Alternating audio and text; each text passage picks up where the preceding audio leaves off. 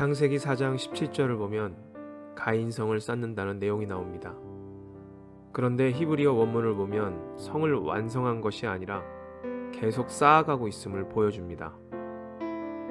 가인이 성을 쌓은 것은 동생을 죽인 후부터 그 마음을 강하게 지배하고 있었던 공포심 때문이었을 것입니다.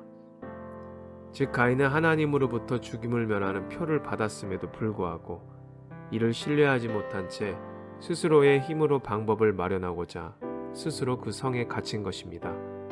성을 쌓고 자신의 안전을 지키기 위해 애쓰는 것은 다름 아닌 두려움의 표현이고 스스로 자신을 지켜야 한다는 무력한 인생들의 모습입니다.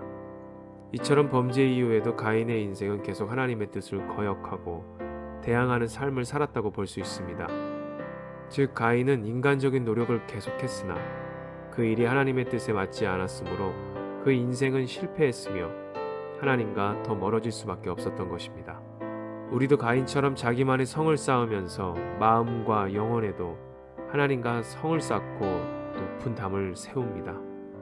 하나님이 보호해준다는 것은 거짓이라고 믿고 하나님을 신뢰하지 않으며 자기를 보호해줄 것은 오직 자기가 쌓은 성밖에 없다고 생각합니다.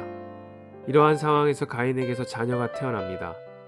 그 자손이 태어나는 상징적인 의미는 거짓된 가르침, 하나님을 대항하는 삶의 시작을 나타내는 것입니다. 가인의 첫째 아들 이름을 에녹이라 하였습니다. 에녹은 히브리어로 하노크입니다. 봉헌하다, 사용하기 시작하다란 의미를 지닙니다. 그래서 에녹의 이름에 대하여 두 가지 상반된 해석을 할 수 있습니다. 첫 번째는 가인이 그 아들을 하나님이 주신 선물로 알고 아들을 하나님께 예배하려는 생각을 가졌으며 어렸을 때부터 자녀에게 하나님과의 올바른 관계를 가르치는 변화된 생활을 하였다는 긍정적 입장입니다. 두 번째는 범죄 후 하나님을 떠난 가인이 아들을 낳자 그 아들 에녹을 하나님을 떠난 자들의 시작이라 생각하고 아들의 이름을 지었다는 부정적 입장입니다. 이 두 가지 추론은 모두 가능하나 이후 가인의 자손들의 삶이 결코 경건한 삶을 살았다고 보기 어려우므로 두 번째 견해가 더 타당하다고 볼 수 있습니다. 즉 가인이 아들의 이름을 성에 붙인 것은 인간 스스로를 예배하는 자들의 전형입니다. 자기 이름보다 아들의 이름을 더 자랑스럽게 여기는 오늘날의 모습을 이미 가인이 보여줬다는 것이죠. 에녹성에는 하나님을 떠난 인간의 자기 방어와 인간 스스로를 예배하고자 하는 교만이 담겨져 있습니다. 혹시 우리도 남모르게 쌓아온 성이 있습니까?